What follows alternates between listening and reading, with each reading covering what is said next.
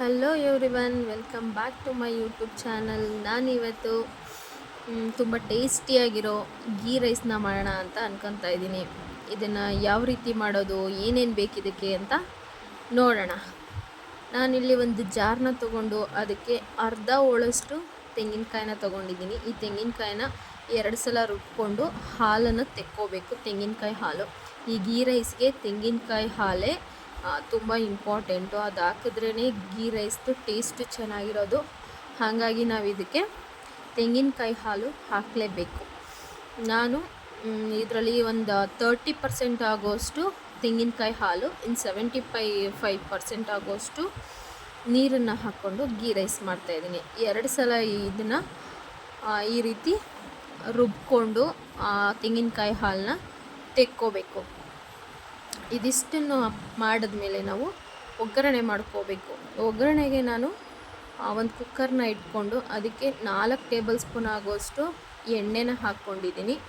ಆ ಎಣ್ಣೆ ಜೊತೆ 4 ಟೇಬಲ್ ಸ್ಪೂನ್ ಆಗೋಷ್ಟು ತುಪ್ಪನ ಹಾಕ್ಕೊತಾ ಇದ್ದೀನಿ. ನಾನು GRB ತುಪ್ಪ ತೊಗೊಂಡಿದ್ದೀನಿ. ಇಲ್ಲಿ ನೀವು ಮನೆ ತುಪ್ಪನಾದರೂ ಯೂಸ್ ಮಾಡ್ಕೋಬೋದು, ನೋ ವರೀಸ್. ನಾನು ಅಂಗಡಿ ತುಪ್ಪ ತಂದು ಹಾಕ್ತಾಯಿದ್ದೀನಿ, GRB ತುಪ್ಪ.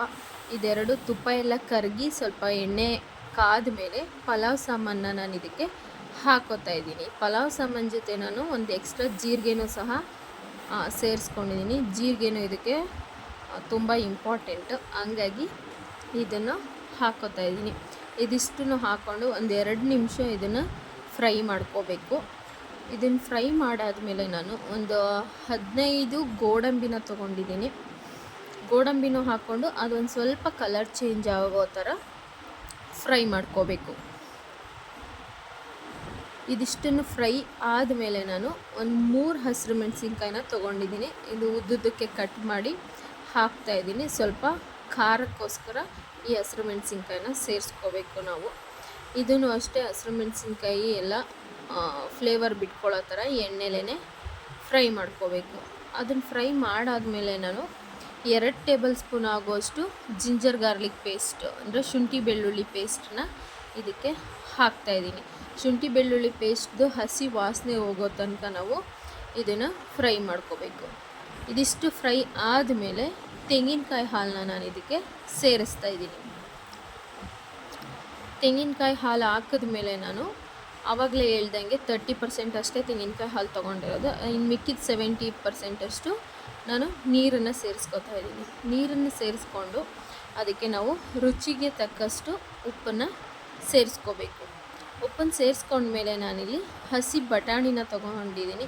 ಇದನ್ನು ಒಗ್ಗರಣೆಗೂ ಹಾಕೋಬೋದು, ಇಲ್ಲ ಈ ಟೈಮಲ್ಲಿ ಕೂಡ ಹಾಕೋಬೋದು. ಒಗ್ಗರಣೆಗೆ ಹಾಕಿದ್ರೆ ಏನು ಅಂದರೆ ಅದು ಸಿಡಿದ್ಬಿಡುತ್ತೆ ಎಣ್ಣೆಲಿ, ಹಂಗಾಗಿ ನಾನು ಈ ಟೈಮ್ಗೆ ಹಾಕ್ಕೊಂಡಿದ್ದೀನಿ.